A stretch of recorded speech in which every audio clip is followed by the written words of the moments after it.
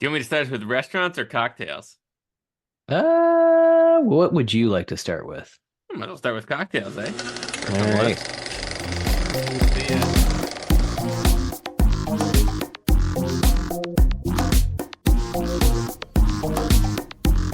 The New Brunswick Archaeology Podcast, featuring your hosts, Gabe Reinick and Ken Holyoke.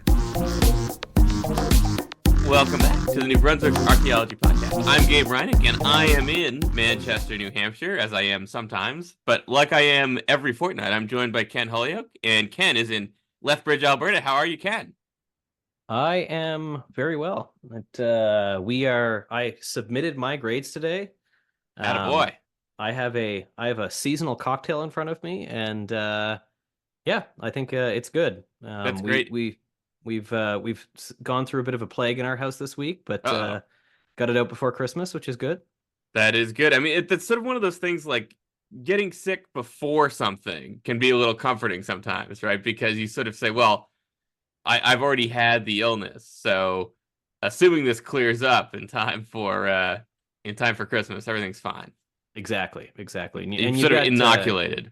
yeah, and your immune system's working on overload. So It's true. And so the listener can't see this, but when Ken said he's a seasonal cocktail, he rolled in, and this is a chalice of something brown. It's got I believe a cinnamon stick in that, Ken. it And does. you told me it's a cider margarita. What Yeah.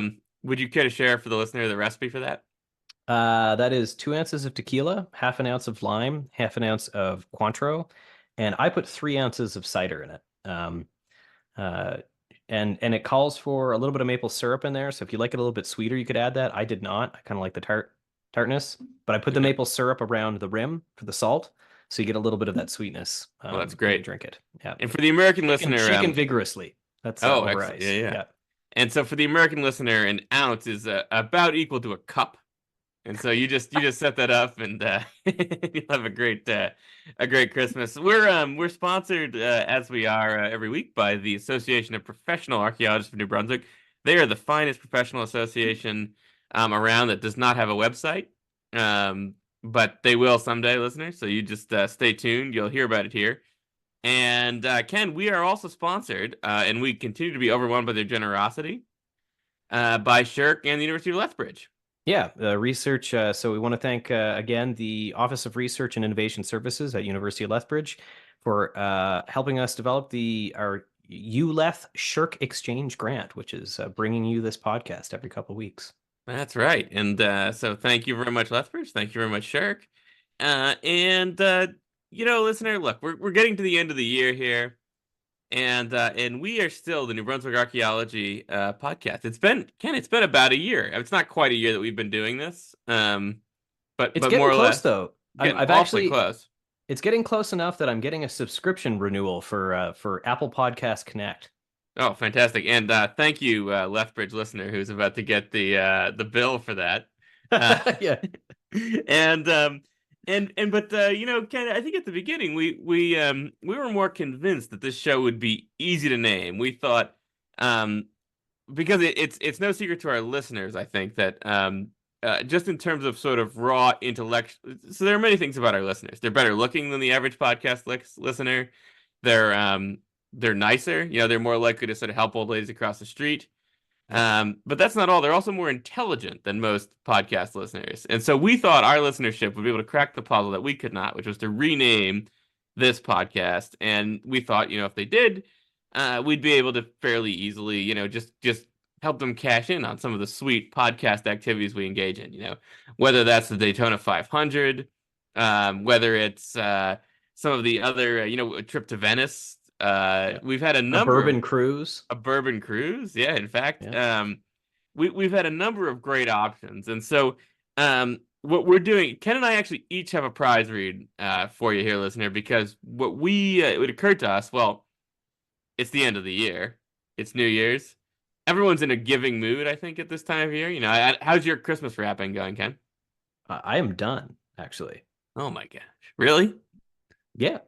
Yeah, legitimately. Like I think I wrapped the last gift last night. Well, there's one gift for my daughter that we have to wrap probably sometime in the next couple days. But yeah, it's pretty much done. Right. I was on top of it this year. That's good for you. I'm not even done my Christmas shopping, and it's going to be New Year's, but we do things a little later out here. And the listener can't see this, but Ken is sitting in front of a closet, and he has a what appears to be a car battery hooked to something at child height. That if a kid touches that, it's going to look like the first scene from Slumdog Millionaire. But anyway, um, so Ken, um, what I was, what is it that an archaeologist needs most? Uh, a sharp trowel? No. Try again. No. A Write in the Rain field notebook. We're getting closer. One more try. A good shovel? No. Ken, what an archaeologist needs most is a lifetime supply of Sharpie markers.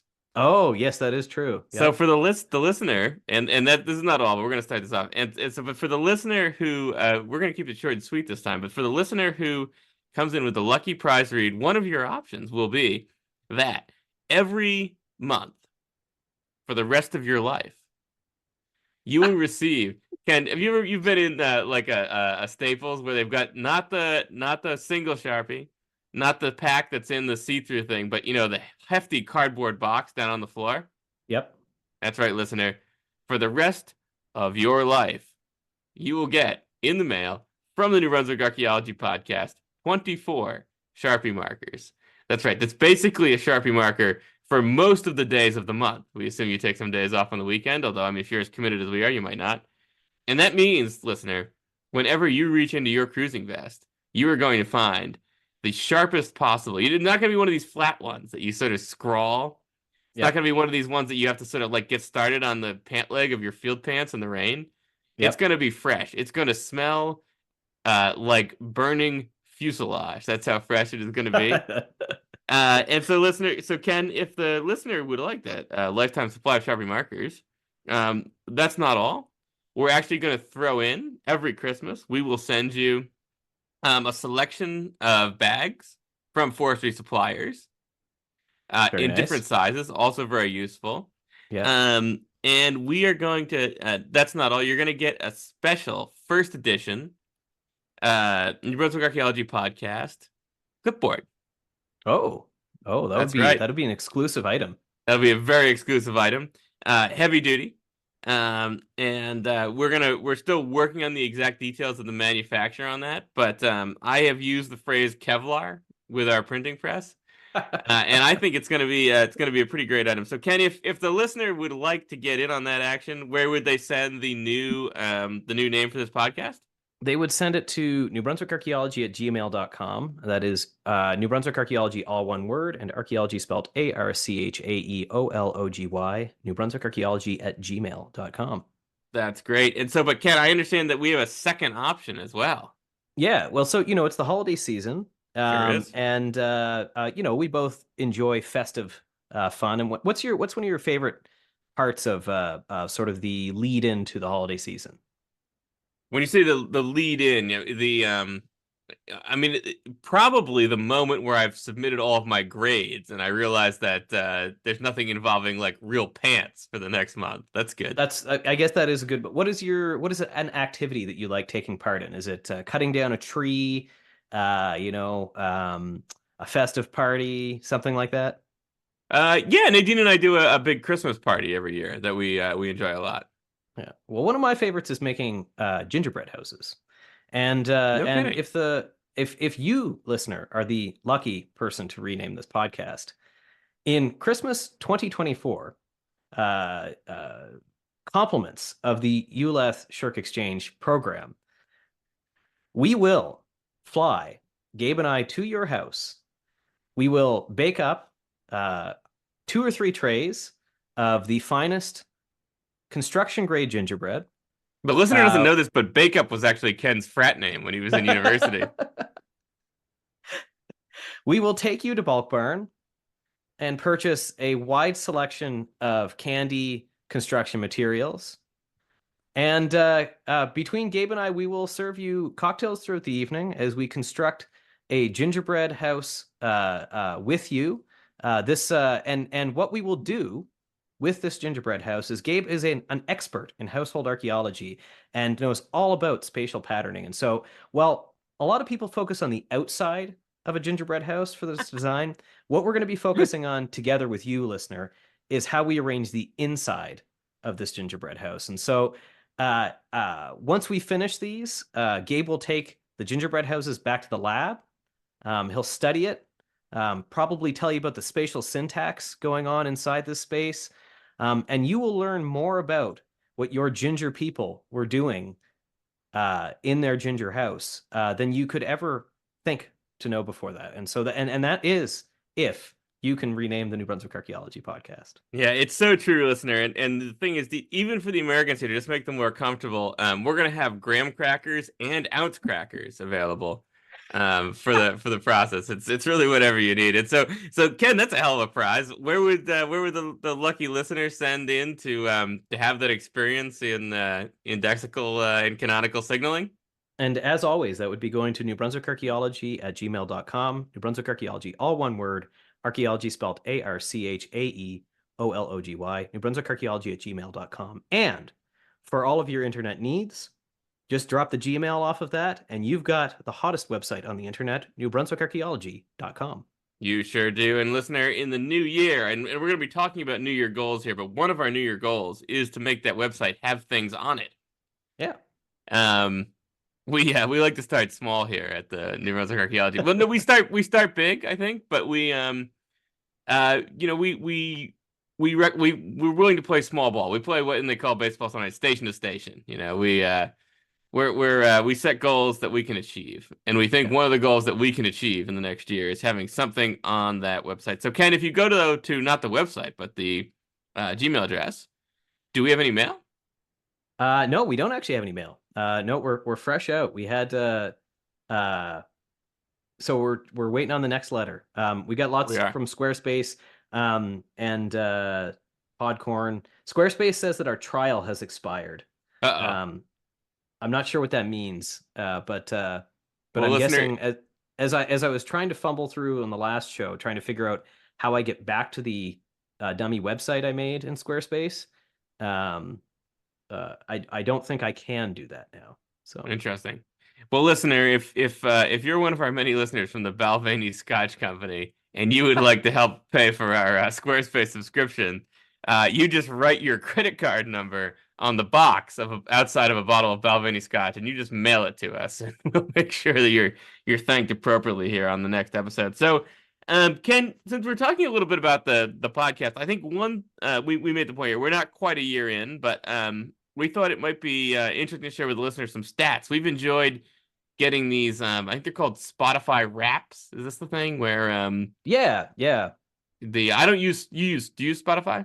I do. In fact, our household listened to so much Taylor Swift this year that part of our Spotify Wrapped was a personalized message from Taylor Swift as one of her. We were in the top 8% of global listens for Taylor Swift this past goodness. year. So are you the T Swift listener, or it's the kids? Are my you daughter and the kids? loves Taylor Swift. Yeah. Wow, I didn't know Swifties started that young. Yep, they do. So I don't use Spotify, but I enjoyed on Instagram seeing I think some Spotifys do kind of what is your number one podcast of the year. Yeah. And we had some listeners who messaged us on Instagram with theirs, and we really appreciated that. But I thought it would be nice to share some of our own stats with the listeners. Yeah, it's a little confusing. Jotted some down myself, actually. Fantastic. And this is going to be a little confusing, listener, because the numbers don't line up perfectly, because the way that your podcast numbers are calculated, because we appear on different platforms, there's apparently a lot of inference that's involved in this process. Yeah, and I think based on some of the discordance in the numbers, there's also some proprietary statistical information that doesn't make it through to our host website. Yes, I think that's an true. Aggregator. Yeah. Yeah.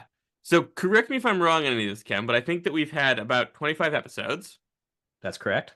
And our total number of listens is something like 5,000. Yeah, it's in that ballpark. On Apple Podcasts right now, we're sitting at 4850. Not bad. Um, and so that would probably be fairly accurate. I think on RSS we're somewhere around 45. Yeah, I'm seeing, yeah, just shy of 45 on Yeah, and I RSS. and I haven't checked the Spotify stats, but on YouTube alone we have around 100 or so. So we're Hmm. at around 5,000, which is incredible. Like Oh, absolutely. we have uh listeners are listening for 40 to 90 hours a month to the Hmm. podcast. And take a guess how many all-time hours of our podcast people have listened to. Oh, I didn't even see that stat. Let me think. So do you mean like cumulatively, like if you took every listener in every hour? Yeah. So Ken, I'm told that some of our listeners actually prefer to enjoy this show while like falling asleep. While sort of like, you know, relaxing with a glass of wine and um a summer sausage sized blunt sometimes, I think. But Yeah, they yeah. but let's see here. So 25 episodes at the 2 hours sometimes. I have no idea. It'd be a lot. It's 662 hours just on Apple Podcasts, Yeah. which I think is right. And that works out to almost 28 days of streaming of the show, That's right, which listener. is By December of next year, we could have reached Noah flood levels of we could you could last the whole flood listening to the yeah. the podcast. And I think I've sorted this correctly in terms of the all time. Uh that's how it works out. Yeah. That's cool. Our most popular episode continues to be our intro, which I think is a little too X. I don't think that was our best. Yeah, so it's the most listened to on RSS, but the most hours streamed on Apple is actually our Paleo Indian episode, Clovis, Folsom, and Plano. Oh my, You don't by say. almost 10 hours actually. That's really interesting. Yeah. So So that's perhaps a topic we should return to. yeah, I think so. Seems like Um, the listener is into paleo content, so we'll keep that in mind, listener. yep. And what are we at for like the subscriber numbers on RSS? Somewhere between 40 and 50. Yeah, and on Apple we have 70 followers, Okay. and we have 106 engaged listeners. That is, and I think, and what that means is that there are 106 people that listen to at least 20 minutes of every episode, which is incredibly impressive. That So really is. We appreciate it. I mean, and I think Ken, when we started this, well, there's no need to make this a secret. This is doing much better than we thought it would. it is, yeah. And when I say impressive, I mean like I'm kind of blown away that you listener have taken the time to listen to us. Like it is Yeah. um I don't think either of us are known for our sort of our creative pursuits. No. And this is sort of both creative and academic, but it is there it's humbling in some ways to kind of just be have people tune in because they enjoy hearing the podcast and learning and that and Oh, I haven't found it humbling at all. It's just pouring coal into the furnace of my ego. But yeah. I'm slowly, turning into an influencer here. yeah, I could be exactly. T So Swift by this time next year. maybe we'll have to start doing customized thank yous through the Spotify Wrapped We for might. top podcasts. We might need So what's that program that Rudy Giuliani is now using to try to raise money? It's you can like I leave have no idea. but it's like you leave like a message. It's called Cameo, I think. You leave some sort Oh, of message. yeah, Is that what it's called? yeah. Yeah. Celebrities like record short videos for you. Yeah, Yeah. yeah, Yeah. yeah. We They could start a Cameo account, although I think we might be quiet. But it might be a slow Cameo account, but yeah, I tell you what, listener, if you've got any Cameo needs, we'll handle those gratis on the front end here. yeah. It's also a visual media Cameo, and thus far we are a solely audio podcast. Even on YouTube, we don't include the videos on YouTube. It's just It's just the audio stream. Yeah, no, yeah. I mean, look, listener, if you've been slightly turned off by my lispy New England accent, just wait till you see my receding hairline. So, yeah, we've done this strategically. Okay, so do we have any other interesting data to share with the listener about the podcast? This is sort of a state of the Um, podcast episode we're sharing with the listener. So, the archaeology content will be a little minimal on this, but we just wanted to kind of catch you up on where we are, and share a little holiday cheer. yeah, I think no, it's been it's kind of neat to see our reach grow.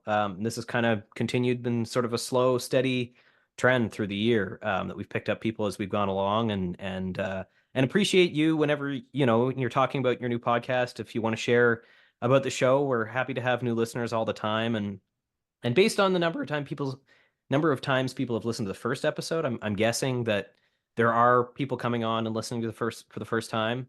As Gabe pointed out, that might not be the best place to start with the Yeah, show, unfortunately. yeah, we should. It's too bad we kind of can't rethink that slightly. I don't know that we were at our best, but Yeah. I guess we could retcon it, and do do just a re-release or something. What's it yeah, called? Um, Remake. Yeah. yeah. This is like how is it the Beatles song Eleanor Rigby that in the initial pressing it had I can't remember if it's the left or the right speaker just disappears for 2 seconds, but no nobody noticed in mono, you know. Yeah. I was more thinking of like the three different Spider-Mans in the last 15 years. Yeah, well, see, I didn't watch any of them, so the Oh, okay. Well, there you go. and one thing I also wanted to share with, or I guess say, is that we really appreciate that it's. I had a thrill this year, which was meeting someone who I hadn't met before, and we're now friends, but who listened to the podcast before I met them. Yeah, that is And really that cool. was really cool, yeah. And so, Yeah. I mean, they'll know who they are, but that was a lot of fun. So thanks. I think the closest thing I had to that was the TSA agent that was thrilled that he had met somebody who was making a podcast. Yeah, hopefully we inspired him. He's now running a podcast called Cavity Search. I like Yeah, yeah. Behind the glove. exactly. Okay, so that's some exciting data for Yep. our listener. Um, but Ken, what was the you did some archives work. What was your favorite artifact this year? Yeah, so I jotted down a couple things actually, and the listener can't see this, but I'm going to show these to Gabe because I actually don't know if you've seen this one. Maybe not. Um, so I just actually finished working on analyzing a couple of sites from the Oh, Middle cool. Wolastoq, so along the Tobic River. And Is the that the incised, Ken? it is, yeah. So this is a groundstone object. So this is basically a polished a slate stone. So this is a sedimentary rock, heavy, almost sort of subrectangular to oval in shape, and it's been ground down to sort of polished on almost straight sides with very flat surfaces on either side. It's a kind of a narrow rock, but on the sides of it are a number of striations, which are sort of engravings that indicate it was probably used as some kind of abrasive stone or maybe a sharpening stone. But on the faces of it, so what we would call the obverse and the reverse side, so these are the sort of the widest flat part of the stone. There is actually an incised design of a zigzag line, which is actually really fascinating Hmm. because incised stones are actually very uncommon in the Maritimes. And this would be probably the first one I've ever seen from an archaeological collection in New Brunswick, although I think you've seen some from the Quaddy region, have you not? Yeah, there's the Holt's Point pebbles, which Yeah. have incisions. I mean, those incisions remind me actually though of the Maritime Archaic bayonets from Cow Point. They've got that Yeah. zigzag. So how old would that be? That's from the site up near Grand Falls, right? Up on the Tobic River. And so this site, not entirely sure on the date, but based on the ceramics, is probably somewhere between probably about 2000 to 1500 years ago. Although some of the ceramics indicate it may be more recent than that. That's very Um, cool. and uh, probably be gonna be getting dates back from it sometime in 2024. So we'll Very find out. cool.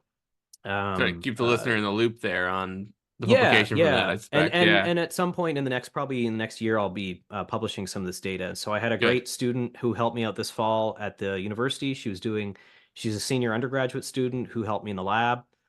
Did this as part of her independent study. So she and I were working in the lab on this site. So this is the CGDT2 site, Everett, and it's across from a sort of more famous site called the Dead Man's Pool, Yeah. which is sort of a transitional, archaic, early woodland site that David Sanger's published on. But this one was also excavated by Sanger in the late 1960s, but has never been published on. So Okay, I was gonna say it's not in the literature at all, is it? no, so Adrian Burke talks about it because he references the ceramics that were recovered there Okay. in his dissertation. And I think he looked at the collection, but I don't think he did any in-depth analysis on it. So, for Nice. example, like the flakes have never been independently measured. And so Oh, they were just interesting. bulk in flake lots. Yeah. So that's one of the things we did. And I think the pretty close second to that, or right around, would be you and I had, and this might be on your list. Gabe and Trevor Dow and I had the opportunity to work with the Bailey Indian Artifact Collection, which Yep. is held by the UNB Special Archives and or Archives and Special Collections.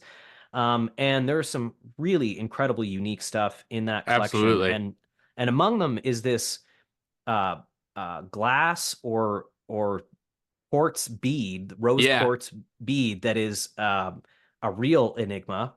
Yeah. The listener Sort can't of, see me crossing this off my list, but the yeah. yeah, Well, yeah. I assume this would be on your list, and then Yeah. also that the groundstone frog that was in that collection. Yeah. So I specifically remember the frog because we were there with WNNB and a couple of folks from WNNB said, "So, like what would be like this?" And I was like, nothing. I Yeah, it's like one of one, I think. yeah, Like I haven't seen anything that even looks like it. yeah, like Dave. So Dave Black last week, or on the last episode, talked about this pop-eyed birdstone, right? That it was that it's one of it's possibly one of one in New Brunswick, and there are a number of things in that Bailey collection that I think really are one of one. Yeah. Um, Yeah, it's a cool collection, and I think we're gonna be what we're hoping to work more on that here in the new year. So that'll be yeah, exciting. yeah. Continue Yeah. the research on that, and share that with the listener as well. So Yeah, absolutely. And that's been a fun project. it has. The so that both that bead actually and well, I mean, you could almost pick anything out of that collection and it's pretty cool. Yeah, There's a bunch of interesting stuff in there. yeah. There's some gigantic groundstone in there.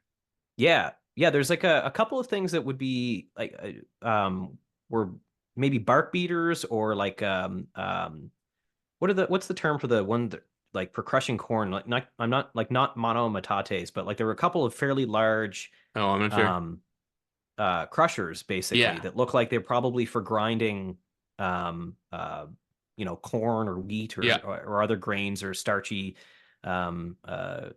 seeds, basically, stuff like that, which is, again, truly unique. That kind Absolutely. of Yeah. stuff is not well. I mean, I don't think hardly any of it has ever been published on, and if you know about it, it's probably because you've seen it in a private collection, Yeah. or on a tour of Arc Services at the collection at some point. Right. Yeah, yeah. The and actually one of the things I was glad that we got in this season was talking with Bonnie Papaleto and Dave Black just about the importance of collectors and working with collectors. So that relates to that. But no, I so the in addition to that, my artifact of the year was going to be not an artifact. I thought I would sort of cheat and do a feature, but as Ken alluded to at the Oh, yeah, beginning, the I'm into architecture and it's well, I so personally had a kind of exciting thing this I guess this year and the last, which is that I finished uh, a graduate certificate program in historical architecture, basically historic preservation through the Boston very Architectural cool. College, which I enjoyed. Yeah, But it's Gabe. been So nice. for the listener, Gabe decided that since he has tenure, and because he didn't have much else to do, he would go back to school once again, Yeah, and keep himself busy, you know. that's right. It was occasionally I admit the homework sometimes was a little bit of a pain in the ass to get in, but I also listener, and if any of my students are listening, while having a full job, I'd just like to let you know that I also maintained a 4.0 GPA. All right. So I don't want to hear your excuses, okay? Um but it's been nice though because I've been in kind of a like a house headspace, which I hadn't been in really since finishing my dissertation, because like as you know, Ken, you have to become sort of more of a generalist if you're in a small department. So I sort of went back to architecture, but this past season at the SIP Bay sites, we found another protohistoric dwelling feature. And Ken, you'll recall excavating one of these Yeah, with me. They're very shallow. We did one in Nova Scotia. They're not well defined, but they are super cool. They're basically contact period wigwams, and that we're hoping actually Matt Betts, Arthur Anderson, and I are writing this up, and hopefully it will be on your desk someday. But that was a lot of fun, and it was cool. And very cool. it even had the anvil stone. You may remember at ALDF 24 there was that anvil Yeah, stone that appeared yeah. to be reused through time for um, fracturing green mammal bone to get marrow out of, and that was cool. Yeah, yeah. So for the listener, there's a site that Gabe and Matt excavated in coastal Nova Scotia, that the this anvil stone. So there was a fairly Well, Ken prominent. excavated it too. Ken was actively Yeah, excavating I it. was Yeah, yeah. there for some of it. Yeah, and there was a fairly large, kind of pointed rock, Yeah. basically, kind of in the middle of the feature, that was a key architectural feature in several different reoccupations of this site. But we've also found, you guys have also found anvil stones in wigwams in that were not sort of these sort of central features, but were certainly a functional part of the household. In that, Yeah. like at ALEF 24, there was an anvil stone which had all that spirally fractured um caribou bone around, Yeah. basically, And right? this So it is was, similar to the ALDF 24 feature, basically, yeah, yeah. And so which is these are super cool. basically rocks that were used, like natural. I don't think these were manuports. The ones at ALDF 24 at least wasn't. Um, Yeah, it's a little hard to tell, but I suspect they're mostly, just nearby rocks that somebody kind of tilts up and says, "Oh, that'll work."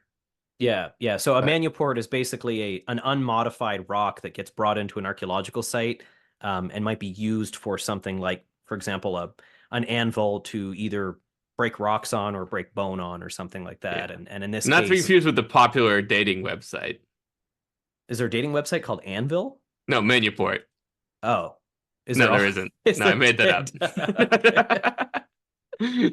I Sorry. was gonna say, is the Anvil dating site? Is this for like Wile E. Coyote or something like that?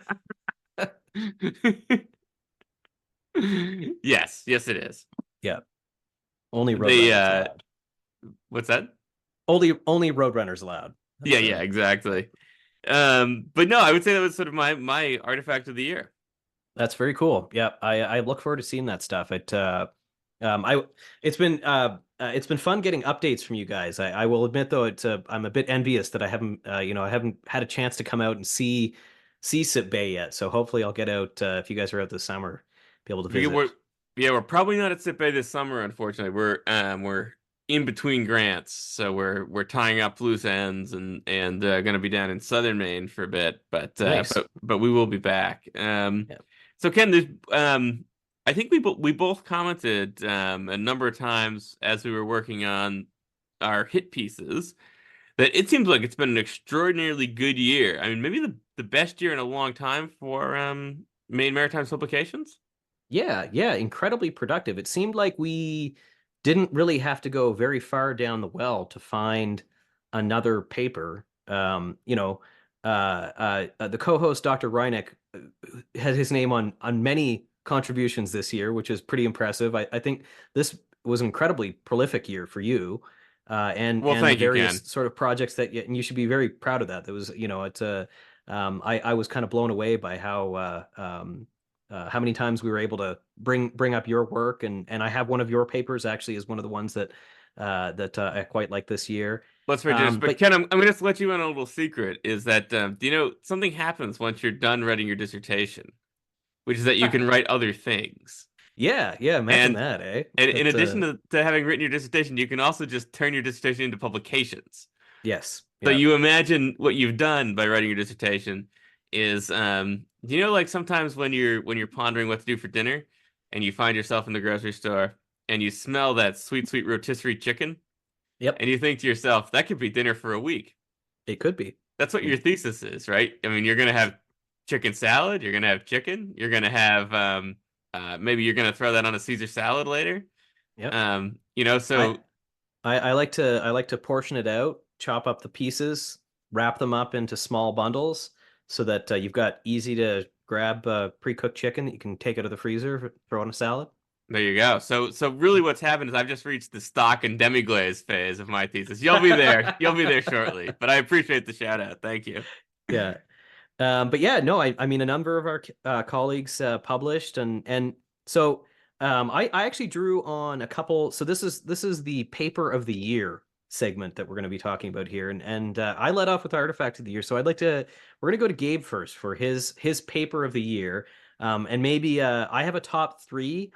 I also have a book that I'm reading that is not new, but that I'm thoroughly enjoying that I'll talk about as well. Oh, interesting. I'm excited to hear about this book. And listener will not be surprised. I think I've said a lot of enthusiastic things about the papers that we've had um on the program this year.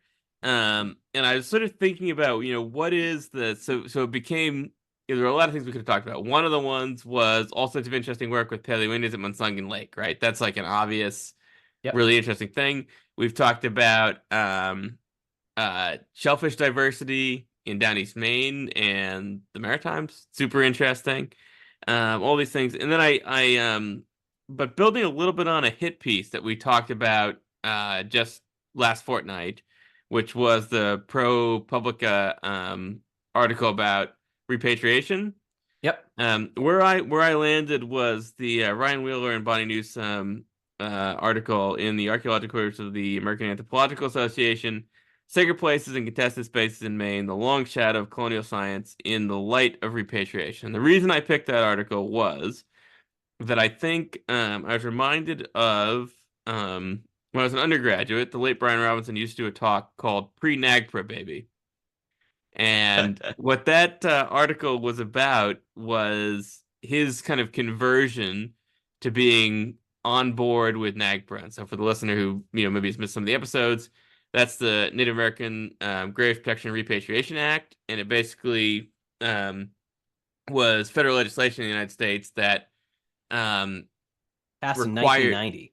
yeah, in 1990, that required repatriation to lineal descendants of indigenous people of either human remains or burial goods. And so there's all sorts of literature on this. But basically, one of the points that Brian always made that spoke to me in that discussion was that one of the important things for archaeologists was that represented a societal decision about what archaeologists are doing. And I think that idea that what we're doing should be, at least in some part, a decision not just made by archaeologists, but that's made by society is really important. And I thought that this paper highlighted some of the history of that in Maine and took a really interesting historical approach to it. So that's my paper of the year, Ken. Very nice. Very nice. I like that. Do you have any other? Is that you got the one? Oh yeah, I thought we were doing the one. I tried to do the tip of the glass towards a series of others. I mean, really, I think pretty much anything we've done as a hit piece we thought was worth reading. I would say, right? Totally. Yeah. Yeah, I Yeah. mean, and it really has been a good year. And I also admit, listener, the 2022 to 2023, the way these overlap can be hard, right? You sort of forget what year something was and all that Yeah. stuff. So Yeah. I probably dropped, something I was excited about, early in the year because this paper came out late in the year. So Yeah. Um, all right. So I've got a couple. One of them is more recent. Um, well, actually, no. I guess looking at the date, I guess this came out I guess the spring was a while ago now that I realize it. But I guess, yeah. it's a paper by Bryn Letham, Daniel Lipovsky, and Spencer Greening called Wilunda Wada Ox, Where the Water Meets, or Where the Waters Meet, Deep Time Histories of Shifting Estuarine Landscapes and Human Settlement in Lac Scalsap Watershed, Northern British Columbia, Canada. And this is an ongoing project that Dr. Letham, who's at he's affiliated with a college, Coast Mountain College in Prince Rupert, and I think he's still affiliated with SFU, Simon Fraser, and Daniel Lipovsky at Simon Fraser, and Spencer Greening, who's part of Gitka Nation. And it's basically a community engaged project where they are using sort of advanced like some excellent archaeological field work, really fascinating scientific applications of like GIS and geomorphological modeling.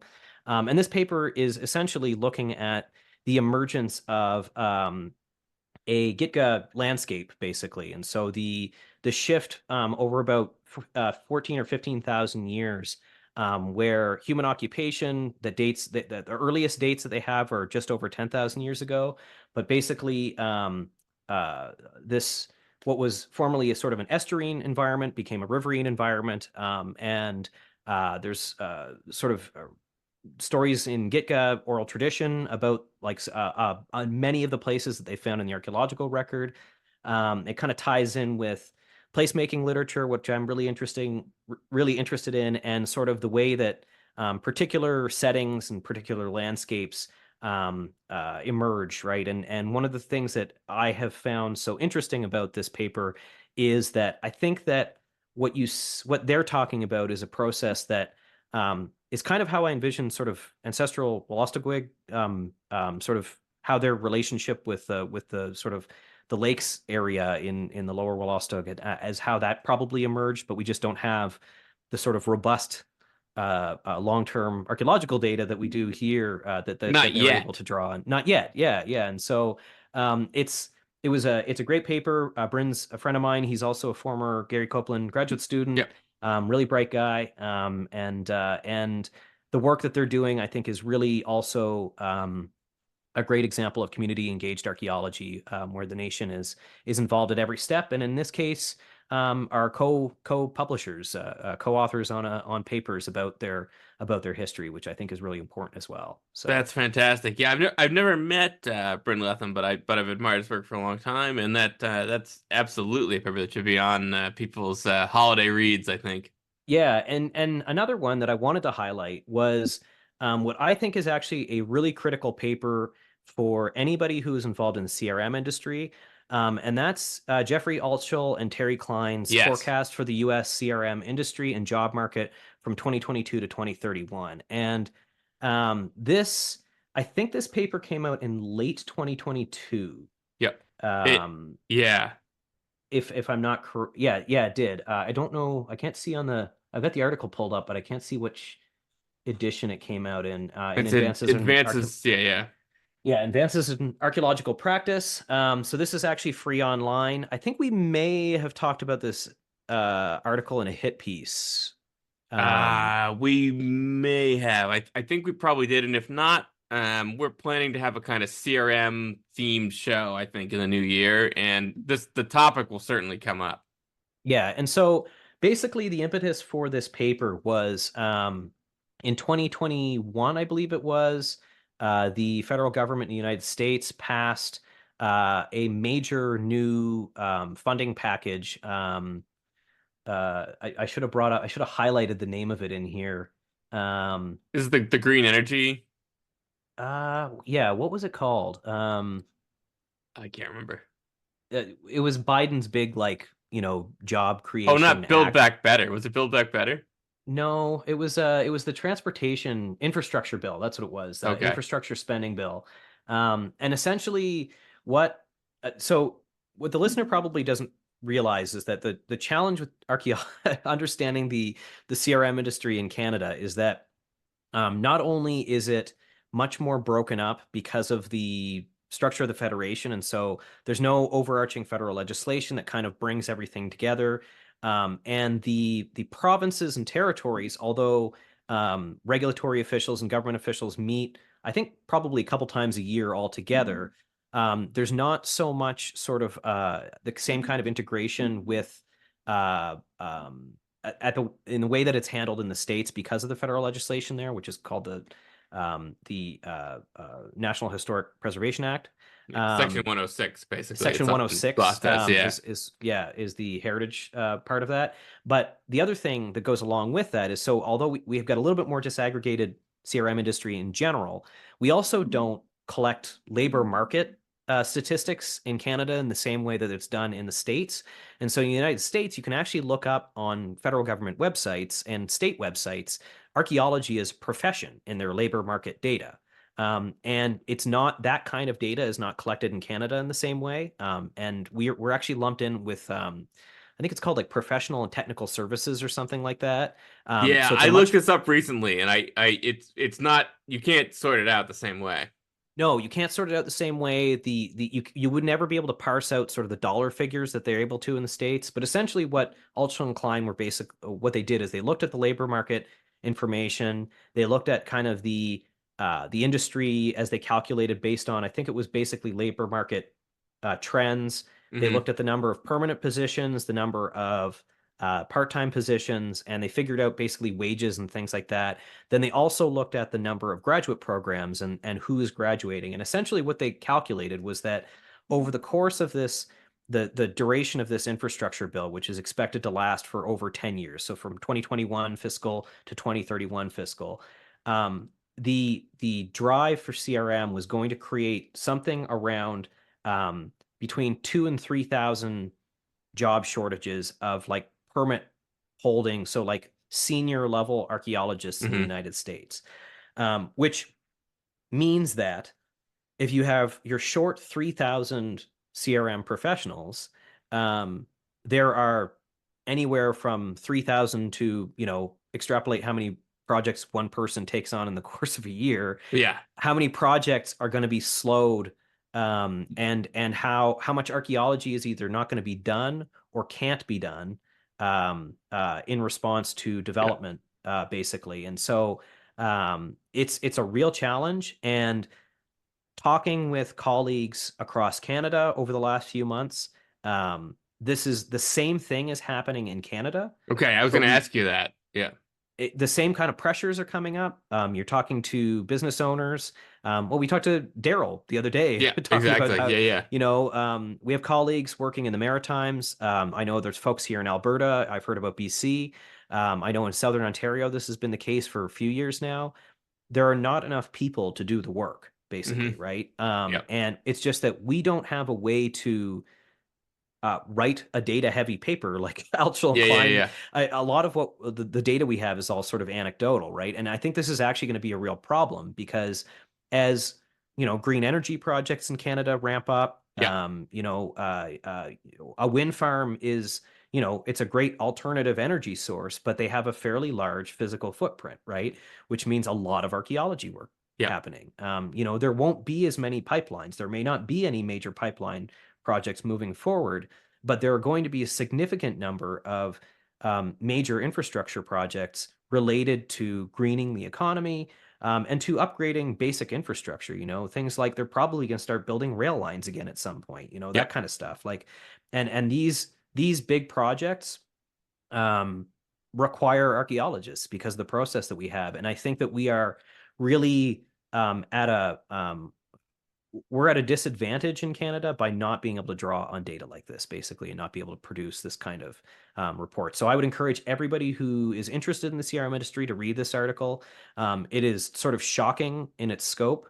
And I think I don't know as many folks in the CRM industry in the States, but my sense from talking to you, Gabe, is that this is like very much at the fore. Like this is happening right now. Oh yeah, I think it's acute, like the shortage of archaeologists. But I just one thing to just add to that though, Ken, that I think is important is the article you're discussing in Advanced Archaeological Practice is with regard specifically or basically to archaeologists with a master's degree. Yeah. So which means that when we're thinking about how to address this problem, we're thinking about a problem that occurs at the graduate level at universities. So, and the problem with that is that, I mean, it means that there needs to be some consideration of this that includes universities, right? This is not going to be kind of a technician training program to address this. Yep. And as we're thinking about ways to build equity in the discipline, that means that we've got to start thinking about sort of long-term solutions to include Indigenous people in graduate training. We've got to include other underrepresented communities in graduate training. And so those are necessarily, kind of problems that unfold over 6 years, right? Uh, and we're talking about a situation that is going to certainly be acute by the 2030s and is already a problem. Yeah, yeah, and and that's the other issue too, is that they're the training available for students to ramp up to get a program like this off the ground is 2 to 5 years, even once you get the okay from within a university. And so you're looking at Yeah. the first graduate student coming out of a program, if you started working on it today, would be 6, 7 years down the road. Yeah. I mean, the flip side of this though is if you're a kid listening to this program and you are thinking, "Oh, I'd really like to do archaeology, but I'm worried there won't be a job in it for me." The odds are high that there will be a job that pays pretty well in it for you. So that's good news. And I'm somewhat alarmed, listener, because I think I've seen what Ken has grabbed here off the shelf. Ken, what's Uh, what's your next hit for today? well, so I don't actually think I have the issue that unless it wasn't so the last one I had and I for some reason I don't have it in my EndNote library. But Gabe and Matt had a paper that came out in 2023, basically talking about complexity in the late woodland, which Oh, I thank you. thoroughly enjoyed reading about. I thought you were And I grabbing the think it. phallic effigy paper, and I was concerned, and I was like, Oh, "What's that?" no. So was that Northeast Anthrop the complexity paper? No, it's in JAA. Oh, okay. Yeah. Yeah, All yeah. right. And I because I think it follows up on one of the big questions that we talked about with Matt Betts at the start of this season. And it opens up a new way to talk about regional archaeology in the Maritimes. And I think it um, positions future research around big questions in anthropology and archaeology that I think the region is really is prepared to start engaging with, and that I think as regional researchers we are all now sort of challenged to think bigger about these questions. So Well, and the implications of that. So well, thank you, Ken. that was number three. No, I really appreciate that. The listener, if they read that paper, which is very long, will notice that Ken has cited extensively through it, particularly with regard to lithic material sourcing. So that was a fun paper to write because it was we it sort of didn't it involved some of our own field work, but it was a lot of literature review of lots of good archaeologists like Ken and a whole bunch of other people. So thanks, Ken. Yeah. Um, well, Ken, um, we should pause for a moment so we can re-up our drinks. Yep. Oh, I should Uh, share my book, yeah. the book that I'm reading. I'll do that, and then we'll go for a pause. Oh, sounds good. Okay. So do we do Okay. the like 3, 2, 1 and then jump in? Yeah. So Ken, sorry, 3, 2, 1. Ken, you're also reading a book? Yeah, so I'll wrap up with this one. This came on the recommendation for Gabe. I'm teaching a course in the winter called Contacts, Yeah. or Archaeology of Contacts, which is going to be about the archaeology, sort of the early European contact in North America, but also sort of some historic archaeology and some practical stuff. But you had recommended a book called A Cold Welcome. Yes. Great book. The A Cold Welcome: The Little Ice Age and Europe's Encounter with North America. And I've been reading that over the last couple weeks and really enjoying it. It's historical ecology? Is that what the It or is, yeah. yeah. And basically the premise is that it's talking about the impact of climatic events on early European settlement in North America, and sort of this sort of it's interesting because I'm in a geography department and it is Yeah. very geographical. Yeah. And so it's been interesting to read about that. And some of the basically the misperceptions that European groups had when they arrived, and the impacts that the sort of the changing um, uh, weather pattern had on the way that what they were the successes that they had in North America and the groups that they encountered, the indigenous people who were already here, how they negotiated those relationships and how different groups were negotiating this sort of dramatic change in weather patterns and climate, basically at that Yeah, and time. that book's kind of relevant here at the holiday season because as we think about, like A Christmas Carol being in a particularly cold England, right? It's Yeah, it's really just a function of the little ice age. yeah, exactly. So if you're interested, Sam White is the author, Yeah. and came out in 2017, available in paperback and ebooks, Yeah. basically. But Very yeah. good book. I'm glad you're enjoying that. I think it's possible Dave Black actually recommended that book to me. Oh yeah. Okay, I cool. I could think see so. this very being very much up his alley. So Yeah, yeah, absolutely. No, it's a good book, and it's and if we have any historians in the audience, they might enjoy it as well. yeah. So Good. yeah, that's a wrap on the papers of the year. So Ken, it's no secret to the listener that we often like to have this podcast with an ice cold glass of Courvoisier in front of us. But around the holidays, I think sometimes nice to mix it up a little bit and try something different. Do you have any big cocktail recipes you'd like to recommend to our listeners for the holidays? Well, actually, the so I think I've already recommended one. The that cider margarita was quite tasty. Yeah, you look quite Um, pleased. I and on the cider note, so I think actually one of my favorite sort of seasonal cocktails I've talked about on the show before is a Great Northern, which is Mm-hmm. basically hot apple cider mulled. So you add Yeah. whole allspice, whole cloves, and a couple of cinnamon sticks. Bring it to a boil, let it kind of rest, and let the flavors get in there, and then two shots of bourbon and pour the hot apple cider over top of that, and that is just a lovely kind of warming inside out drink. Yes, sir. Am I Yeah, right that so the first time we had those might have been at an ESAF meeting in South Portland? you might be correct. I think it was you, me, Jesse, maybe Mike Rooney at a restaurant called Local Sprouts. Yeah, maybe that was what it was. I think it Yeah. was. That restaurant is no more, unfortunately, because it was a great restaurant. But Oh, yeah, that's a shame. Yeah. yeah. So we've got the Great Northern, or is it called a cider margarita? What are you sipping now? Is it a Chardonnay? Oh, this is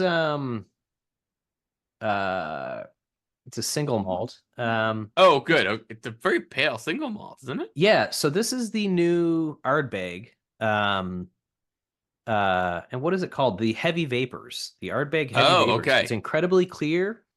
But Yeah. it's really nice. It's smoky but very mellow. Interesting. Listener, Um that Ken said it's very clear, but don't let him fool you. He definitely still has a half pint of it in front of him. Cool. Well, those are excellent options. So the my cocktail recipe actually is just one we've been exploring recently here, which is a riff on the Vieux Carré. And so and the you sent me this and I didn't even know what a Vieux Carré was. Oh, so it's a classic Prohibition era cocktail from New Orleans with Oh, rye, cognac, vermouth, Benedictine. But the riff on it basically is you've got your rye and your cognac. The listener might recall that Courvoisier is a cognac, and that's actually what I've been using in this. Um, and then you add a little bit of actually banana liqueur.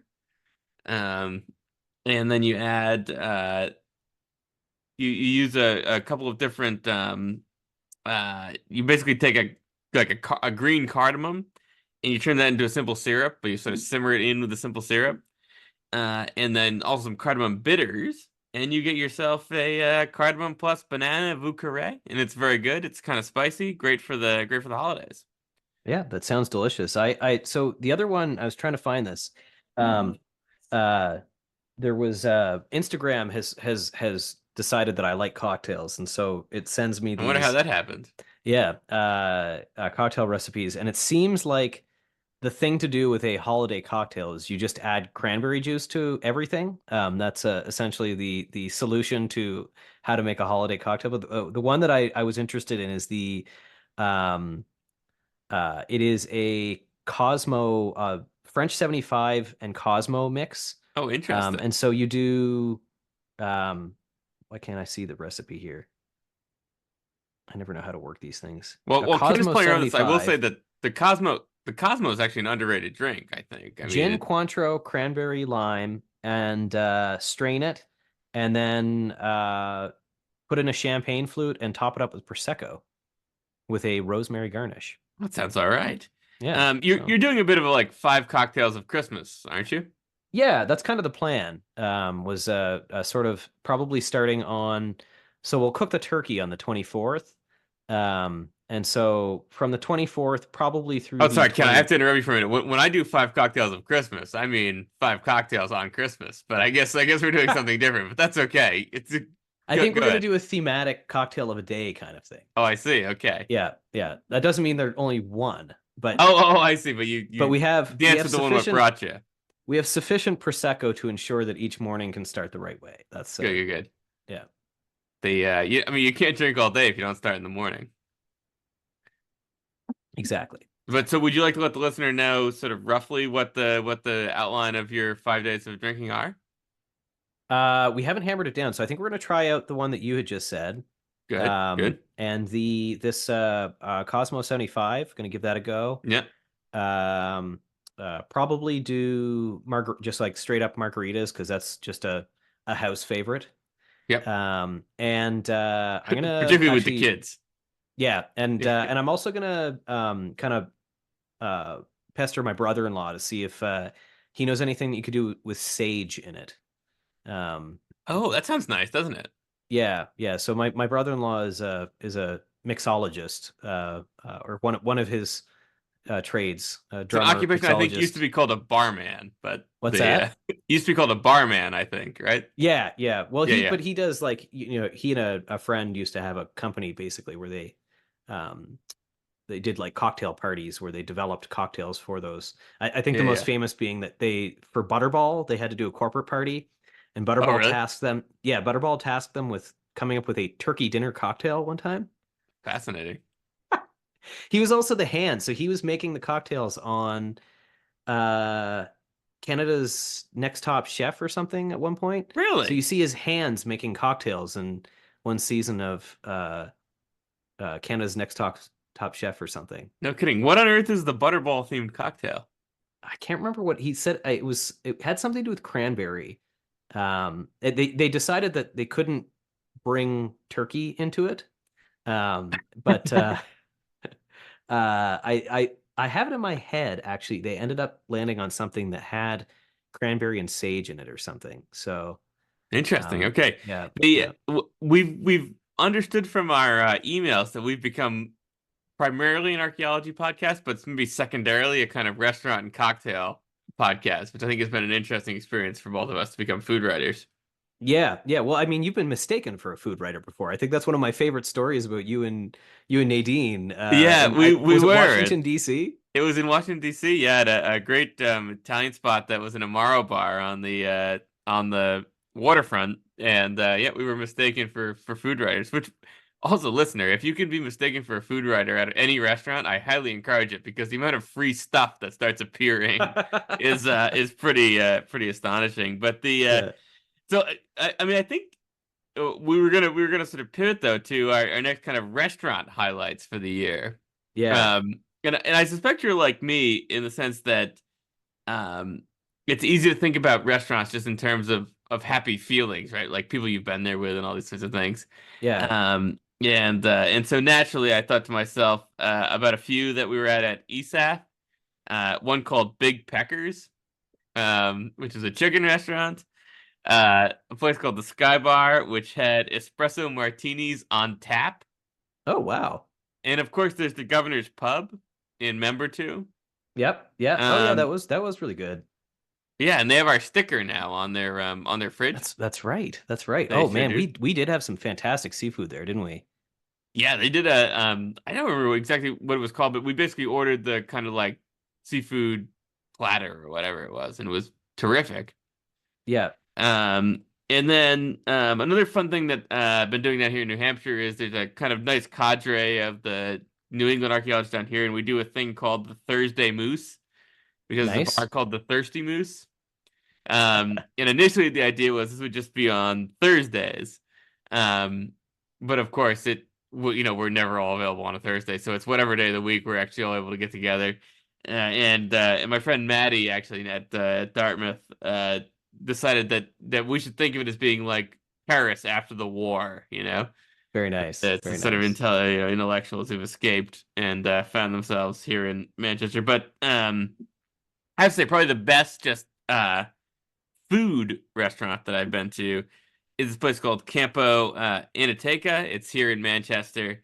It is a North African Italian fusion restaurant, I guess. Ooh, fun. It's phenomenally good. They closed briefly, and Nadine and I were heartbroken. And they fortunately reopened with essentially the same menu, and it seems to be the same staff. And they're just very, very good. So it would you're well served, really. It's a they say they're a wine bar. I would stick to the cocktails probably, but I'm not. The thing about a wine bar is you can pour wine at home, but really the work part is someone else making you the cocktails. Um, Exactly. and then Exactly. but they do they've got some like house-made fresh cheeses which are great. They do a sourdough bread which is great, and then their entrees, especially the kind of fish ones, are really fantastic. But so Ken, um, you and I obviously have been in some good restaurants together in our time. We have. Um, I think probably at least for some of those, we have senior archaeologists to thank for footing the bill, especially when we were I younger.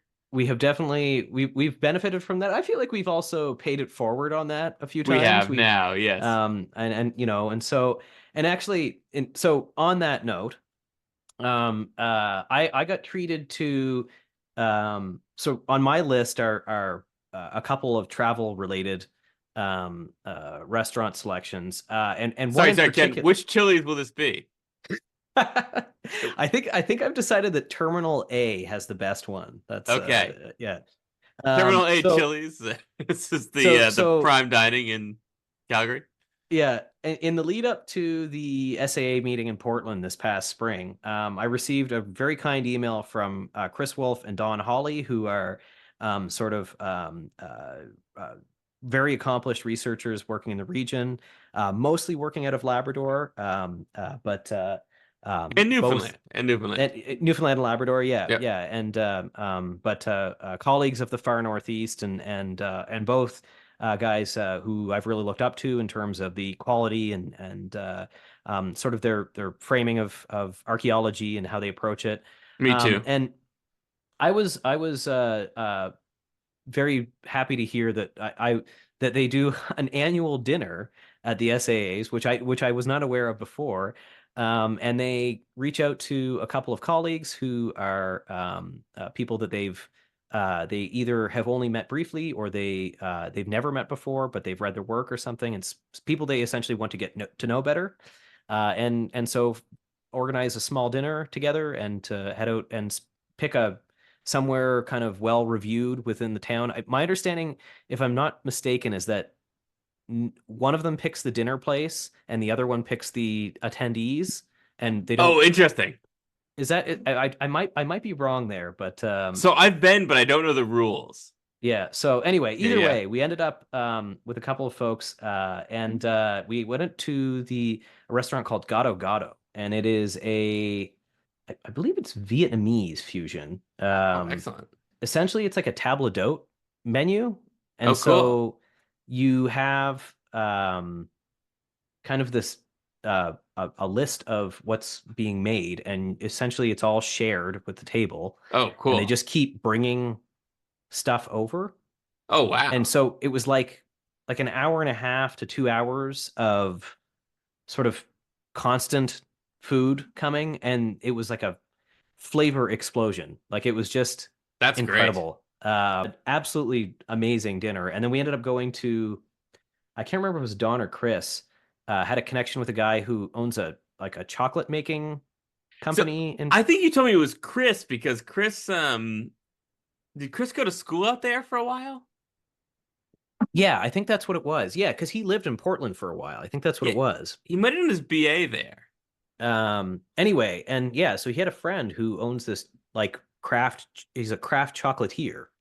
and kind of walked us through the whole process. And Cool. we just ate a ton of like absolutely delicious craft chocolate, basically. So, and it was right before Easter, so I was able to bring home these craft chocolate bunnies for the kids, Oh, it's great. which were filled with like a homemade Captain Crunch style like uh cereal thing and like rice thing in the middle. Oh, cool.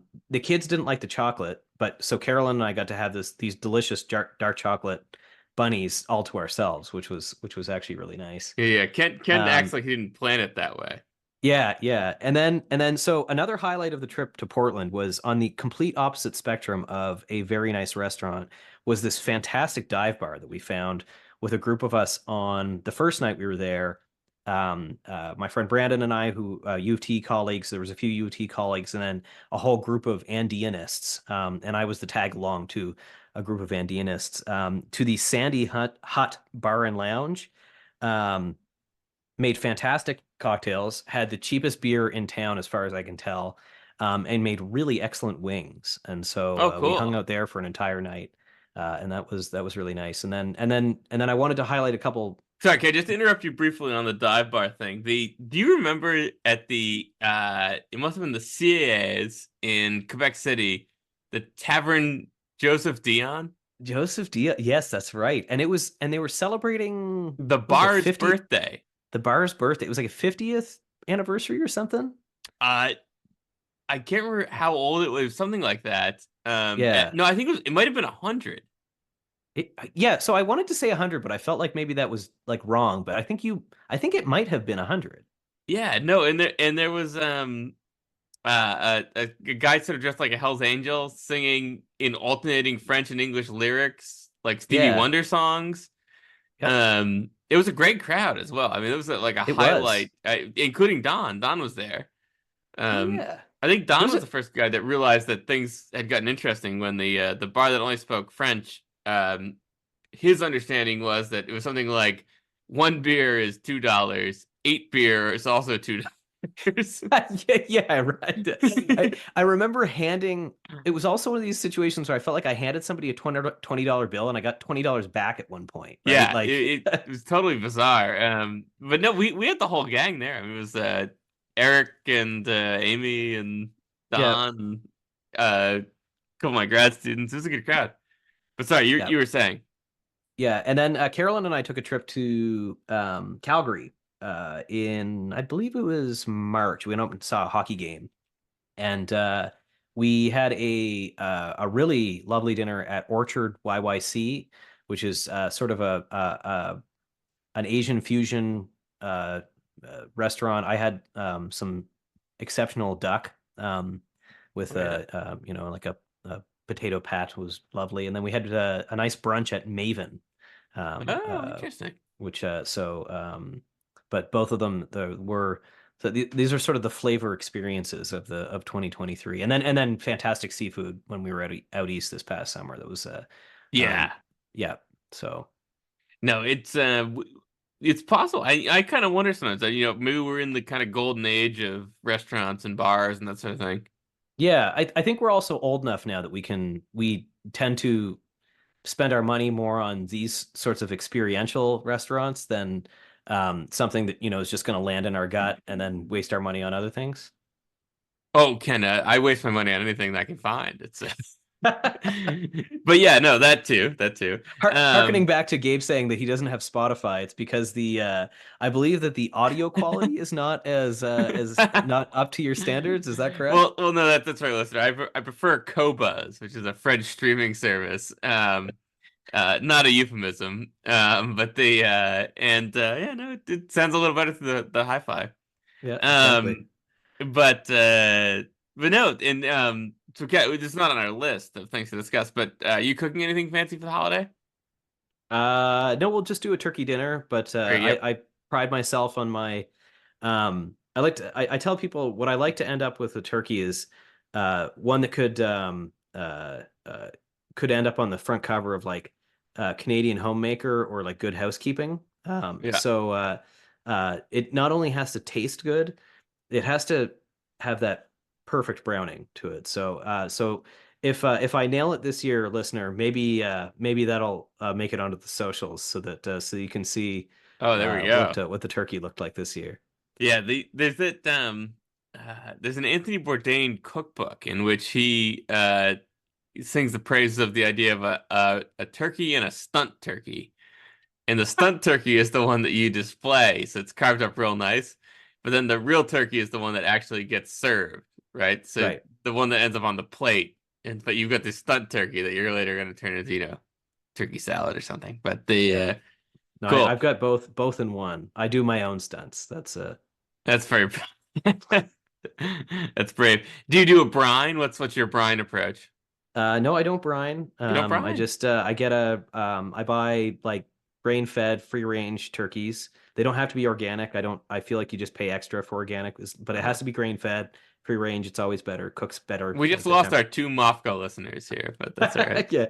Um, but tend to I wash it and then I guess I don't do a brine, I do a rub. So I do like a Oh, like a dry brine, basically. yeah, so I do like Yeah. I mix butter and salt and thyme and sage and I massage that in. I also do some butter and I do some small incisions in the skin to get the butter underneath the skin in several places. And then I blanket the turkey in bacon Ah, to and kind of so buried the lead there on the and secret. so I blanket it in bacon and I I think baste I it. blanket the turkey and bacon should be the title of this episode. I'm writing that uh, down. okay. But and then you take the bacon off toward the end there, and then you can sort of baste it to get the nice browning. So That sounds great. And what do you serve with that? uh well we're doing so we couldn't find turnip oddly enough. Really? Yeah.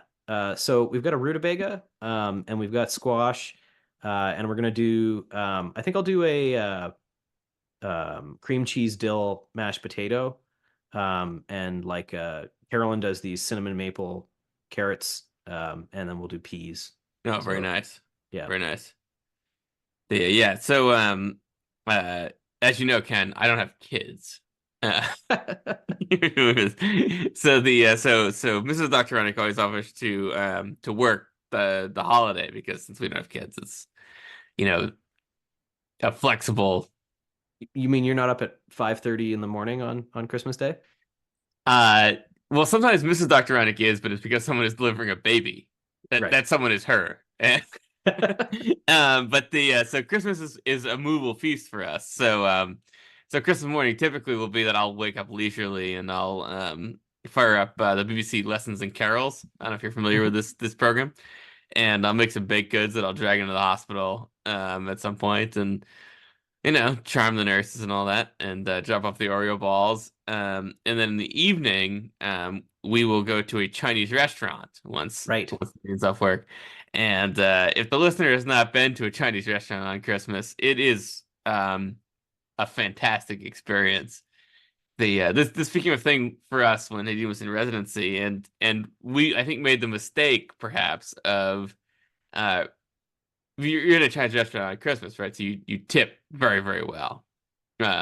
You should really, listener, you should tip 100% if you're in a Chinese restaurant on Christmas, which became our habit. And so we're often needs off work. We go to a Chinese restaurant, and we were just happy to have kind of hang out and enjoy the atmosphere. We understand it'll be slow. It's Christmas. It's the only thing that's open within 100 miles. That's 1,000,000 kilometers, and uh, so we're having our Mai Tai in the big bowl with the two long straws.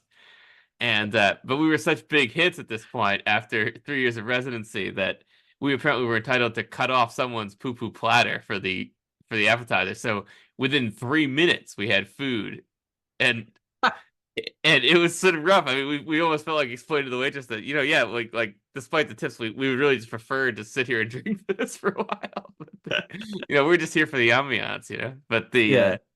But no, so it's always kind of fun. So um but yeah, no, maybe I guess to loop back to that, one of the things that I've always enjoyed, I think about archaeology is that we've had a lot of fun dinners and drinks with people.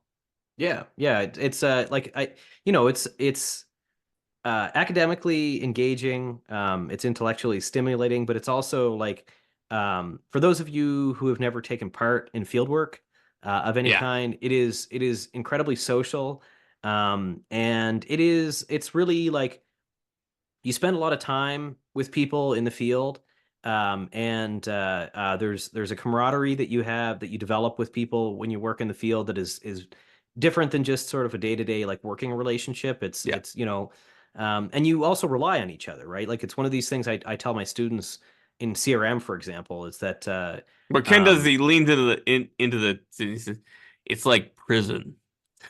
but it's almost the opposite, you know. Like I Yeah, well, I don't know, but you're there to keep each other company, but you're also looking out for each other too, right? And you're also learning something. Like when you're doing an excavation, for example, it's all kind of you're relying on each other, you're relying on everybody kind of doing their part. But it's also a great opportunity to kind of get to know people and compile random lists of things and get new music recommendations you know and you end up talking a lot about food and drink and whatever media you're consuming at that time, right? it's like a So podcast but sweatier. yeah, yeah, exactly, Yeah, exactly. yeah. So So Ken, so we're our Courvoisiers are getting low here, perhaps. So I think we were gonna do some goals for next year, and the listeners know we haven't really rehearsed these, but just kind of goals to think about the podcast, about archaeology. Um, what do you got? uh so I think getting some publications out. I think Yeah, kicking off new research projects for me. Um, uh, I can't talk really details about it, but I sure. have plans for sort of my next phase of research in New Brunswick, which I'm pretty excited about.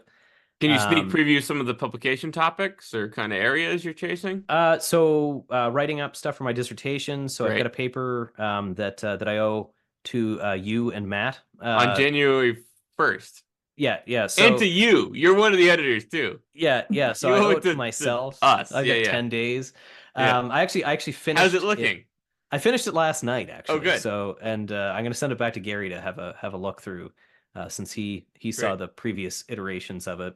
And writing up a lot of the stuff on the Washtenamock Lake chert source, and the database work that I've done, a lot of the archaeological sites that I've looked at over the last few years, and kind of dusting off some stuff that I have not written up yet from my master's and from some of the time working in CRM in New Brunswick, actually. So Great. I'm not sure how quickly all of that stuff will come out, but I've got a bit of a runway ahead of me now, Excellent. over the next year or so, year or two, that there's plenty of work to do, even as new data starts coming in. So and the work that I've been doing, the collections work on the sites from the Tobic.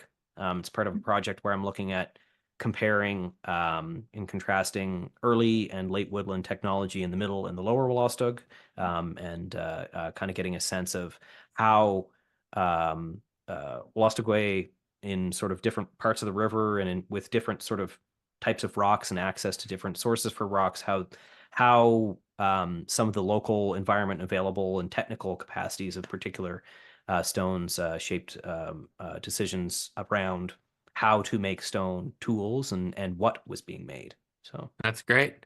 The lots of alleged rocks, lots of alleged tools. Sorry, yep, listener. Yeah. yep. No, it sounds good, Ken. That'll be I'm excited to see all of that. I'm especially excited to see your January 1st deadline here as I glance at the calendar. Yeah, yeah. It might even come in before that. Oh my goodness. Wouldn't that be exciting? Maybe that'll be under the tree for you, Gabe. Oh yeah, you could gift wrap it. The if my graduate students are listening, a thesis is also always welcome gift wrapped at this time of year. Exactly, It pairs exactly. perfectly with the eggnog. Yeah. The cool. Do we have any podcast related goals?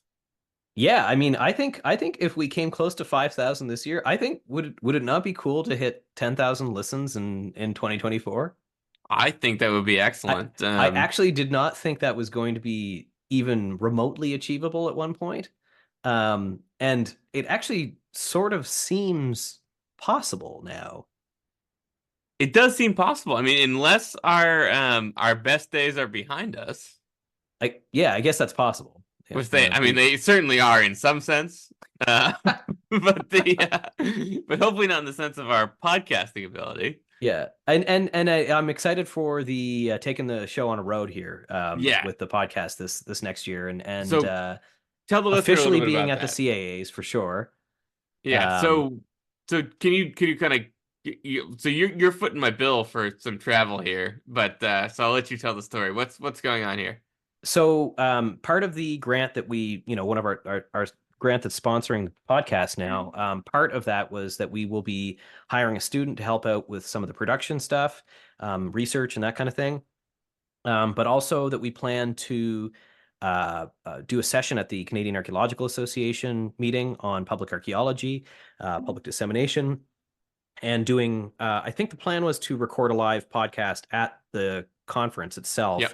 And not just do podcast hits. So we'll probably be talking to friends and colleagues there, but also recording a podcast, which I guess we'll have to talk to the conference organizers, but I think would be kind of a fun thing. And then we're also planning on doing a live show in Fredericton at some point, Yep. and probably in February, but we'll figure out the details of that. But yeah, I think it's going to be exciting to, actually this will be, like recording a full show, you and I in the room together. Like, that'll be different. That's right. We've Um, only done that in bars. we've only done it in bars and we've only done sort of short interview sections, right? That's So, right. Yeah, yeah. if we can talk for 2.5 hours about nothing, on Zoom, listener, you are in for a treat. In fact, the email Yeah. that I received from RSS the other day said we noticed your hour and 31-minute plus podcast, and we're suggesting that maybe you should break that into chapters. Imagine if Leo Tolstoy's War Oh and my Peace goodness. was written without chapters. Yeah. No, it's yeah. The no, listener, it's for Ken, we've been friends now since 2009, something like that. Yeah, yeah, that's when we first met. Yeah, so it's been a long time that Ken and I have walked into bars and people on first dates have just immediately looked tired just by us talking. It's just in their vicinity. They look exhausted. And so yeah, that's just think. I mean, the all the relationships we've ruined by merely being in the presence of people trying to have amorous passions ignited. But the Yeah, exactly, exactly. yeah, Yeah. How about cool. yourself? What's on Gabe's plate for 2024? So we've got some. We're gonna do some field work in southern Maine. We're in between granting cycles. I like that phrase because it implies the money will come again.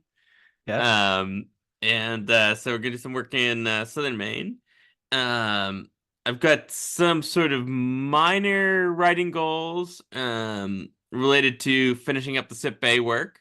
Yep. And I say like minor in the sense that they're major writing goals. They're minor in the sense of the deadlines, which are flexible. And then we've got some kind of academic goals, which kind of growing our program at UNB, exploring in particular ways to make the program particularly relevant for cultural resource management archaeologists. So Yep. some ideas in that area that we've talked about.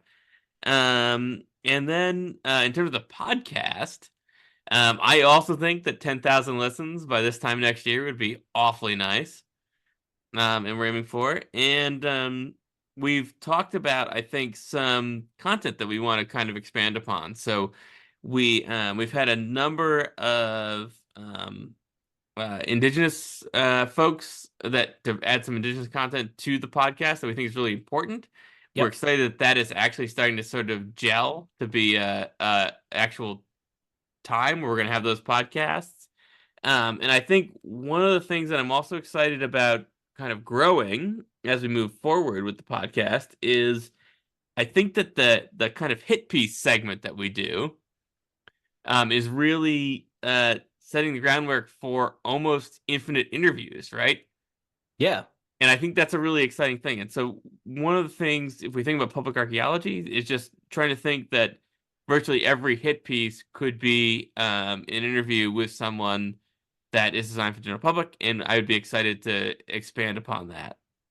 Yep. And continue to highlight people and promote work that's going on in this in region, not just in New Brunswick, but more broadly in the region, and that is important for us working in New Brunswick too. Yep, I think that's right. And I think one of the other things that Ken and I just wanted to emphasize before we get to our because listener, Ken insisted we do this.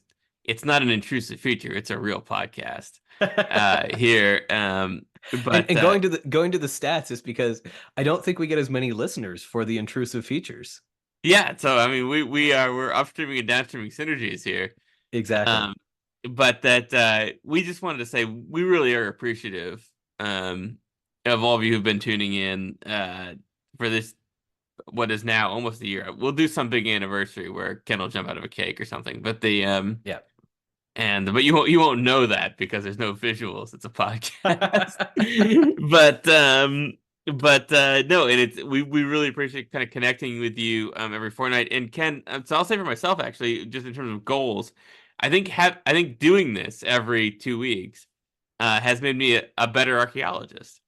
Yeah, I will say that you dragged me a little bit kicking and screaming into this because I wasn't really I will admit I was in the throes of trying to finish my dissertation and new course preps, and I have found this to be probably the most enjoyable thing that I've done in the last year in terms of like the consistency and just kind of forcing myself to prepare, like, and read on stuff that I do actually enjoy reading, but I don't always think to prioritize, and actually kind of putting into action some of the stuff that we talk about when we talk about public archaeology. That Yeah, I do totally see why I see the benefit of doing this. And I enjoy doing it too. It is fun to talk to one of my best friends, yeah, I every couple of weeks, and get to talk shop. So that's and to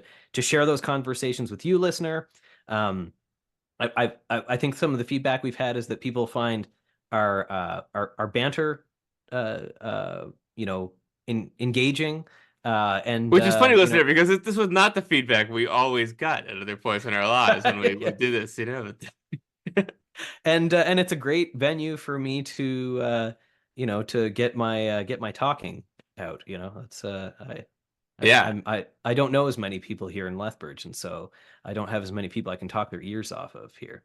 Yeah, no, and at the risk of getting mawkish here, and we'll cut this off soon. But the I always when I explain the podcast to people, I say, well, one of my dearest friends moved to Alberta, and so we need an excuse to talk every 2 weeks. So we said, well, Yeah, let's exactly. record it. Yeah, Yeah, yeah, so exactly. the So so that's been good because the listener might not know this, but we actually used to do this every day or nearly every day.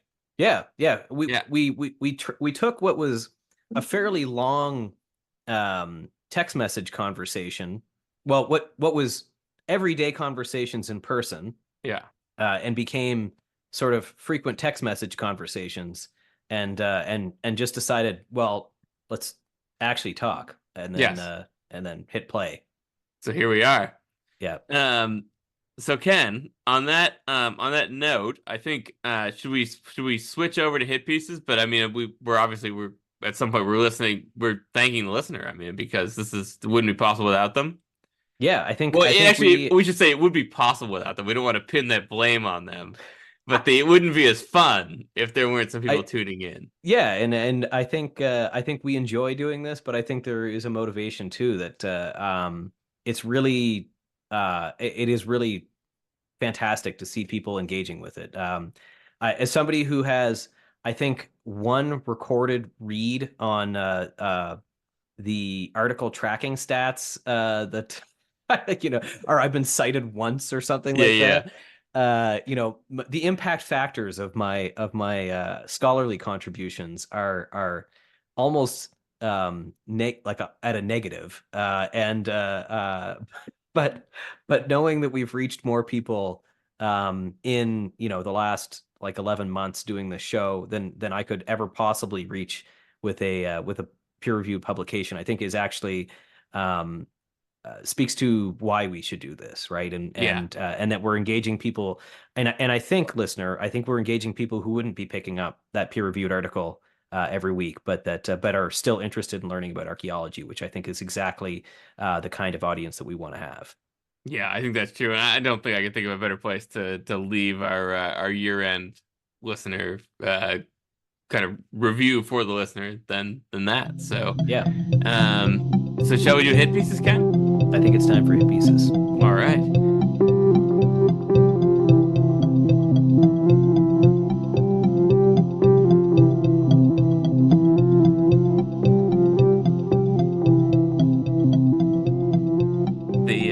So we've got a bunch of good hit pieces, I think, for you.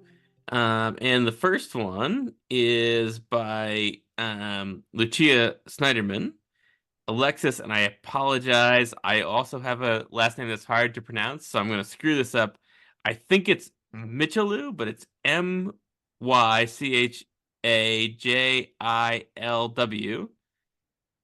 And Arts Piece. This is a 2023 article, and it's in the Bulletin of the Ford Museum of Natural History. And the title is A Holocene Seabird Extinction in Maine, the Great Auk.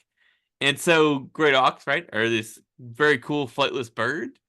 And this is a kind of good old-fashioned zooarchaeology study of the great auk in Maine. And there's not that much more to say about it. It's cool. You should read it. It's an interesting bird. Yeah, There's a giant flightless bird that used to roam this area. yeah, what's not to like, right? Yeah. It's hard to believe a giant flightless bird went extinct, right? I mean, imagine a rotisserie chicken that could not go anywhere, you know? Exactly. Yeah, it's kind And of like they kind of look like a peccary, don't they? oh, I don't know. I mean, there's a stuffed one in the lobby at the Phillips Andover Academy. Okay. But Yeah. what's a peccary look like? A very large, like, I mean, it looks sort of like a dodo or here. Yeah.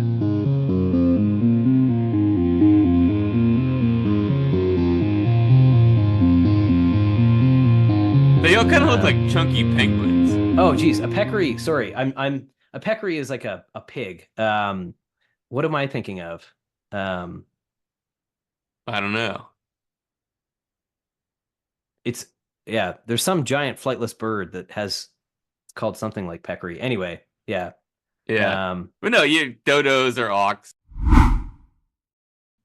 yeah. So a great auk looks like a puffin, Like a a very huge very puffin? large puffin. Yeah. Huh. The cool. Well, it's totally worth reading. It's also kind of interesting because one of the things about shell heaps, right, is that they preserve interesting ecological data, and that can be about extinctions and stuff like that.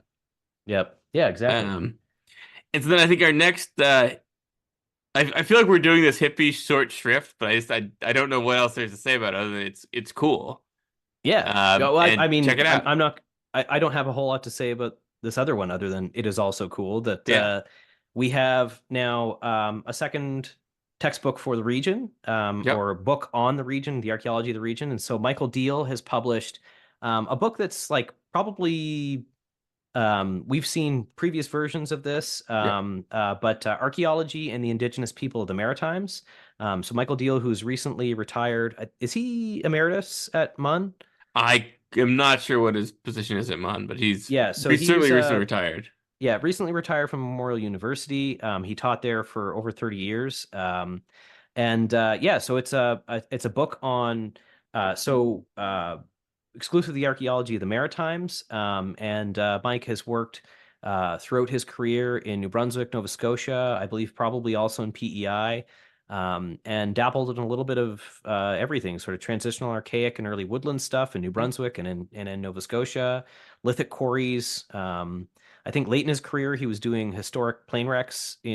in Newfoundland, and other places, and so a little bit of everything, but a really great contribution. It's got a foreword by Roger Lewis, who is a heritage officer with the Nova Scotia Museum, Mi'kmaq man who did his master's on fish weirs, actually Yeah. That's right. in Nova Scotia With archaeology, Mike, I but think. with yeah at MUN, and and so yeah, so another great contribution to the region. Great to have another textbook and reference book on the region. I think only can get better from here. That we've got. I think we've uh, for anybody who's coming up in regional archaeology now. Between Gabe and Matt and Mike now, you've got two books to read that will distill the work that many of us spent a lot of time reading through dissertations and trying to kind of coalesce all that stuff ourselves. And now you guys kind of have reference material that can point you to where you need to go. Well, So it's kind of the old joke, right? That what is it? Frank Zappa said that a country needs what is it? A beer and an airline, and yeah, yeah. I was trying to think of what something, and I think it shows the maturity of research in the region that yeah, we have reached a point where there are two books out on regional archaeology now, and I think it as we've learned this year through hit pieces that there's been a lot of work come out in the Northeast recently, and I think that we're seeing a bit of a renaissance in Northeast archaeology, and I think that's really exciting for you and I. yeah. And I think that should be really exciting for the listener if you're interested in not just New Brunswick archaeology, but more broadly as well.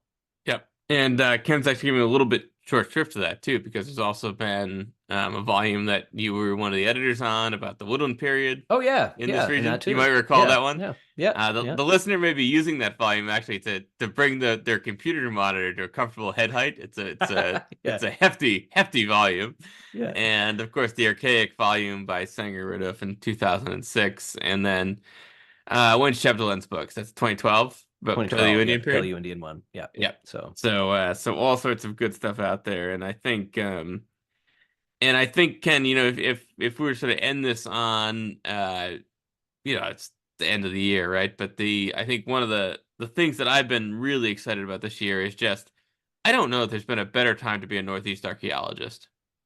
no, I don't. And at least in our careers, I don't think there has been. No. It's there's energy I think that there Yep. hadn't been for some time. And I think it's really exciting. I think that you and I, have a number of colleagues who we get to work with, who we communicate with some frequency. And, I think that it's fun to be able to kind of fire off an email to a bunch of people just to ask a question and we're all Yeah. Yeah. sort of we've become friends through just professional relationships, right? And we can all kind of get in on a joke and have Yep. fun with it and answer each other's questions, right? And I think Yeah. I think that shows how healthy the research is here as well. I think so too. So And it's a sign of good times.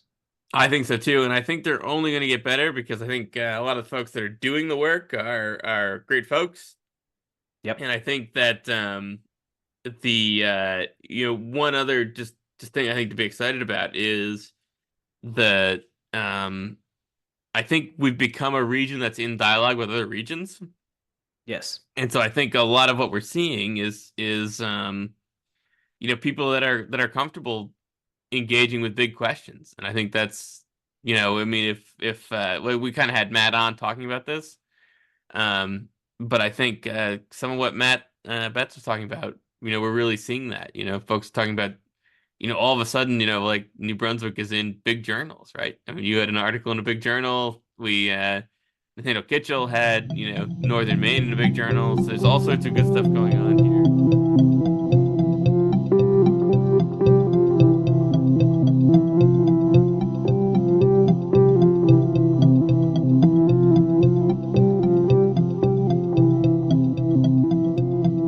I think Ken, maybe we've reached the bottle of we're the full bottle in of Courvoisier. Yeah, yeah, and I think that's a good way to wrap up the year. And so, Yeah. listener, this is probably going to reach your radio very close to the uh might be in the new year, I guess, if we go for the fortnight. We But could try to drop this like they dropped the sardine in Eastport, I at feel New like Year's at midnight. landing this maybe shortly after Boxing Day might be on the 27th when you've maybe started to put the ornaments away and you're just relaxing, reading a book that you got for the holidays We could do and that too. put on your favorite podcast and And with that, So then once you're done your favorite podcast, but it's auto-filled, and so ours has come on. yeah. And you're like, oh, I okay, I'm not doing anything for the next 3 hours. I guess I'll just sit here. exactly. And I think that one more time, we want to thank and sincerely thank if you are listening to this, we really appreciate you giving us our time. We really appreciate Yeah. you uh, listening for 5 seconds, for 5 minutes, for 20 minutes, or the however many hours you're able to stick around and hear us kind of ramble on and Yeah.